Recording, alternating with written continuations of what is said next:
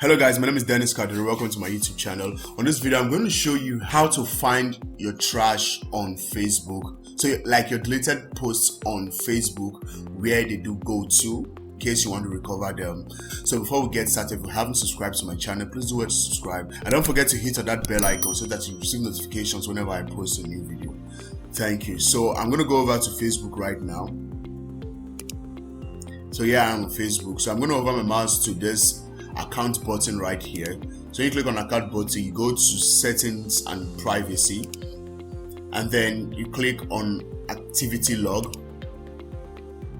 If you look right here on the left hand side of your screen, you see some options right there, some buttons say manage activity, archives, and trash. So this is your trash.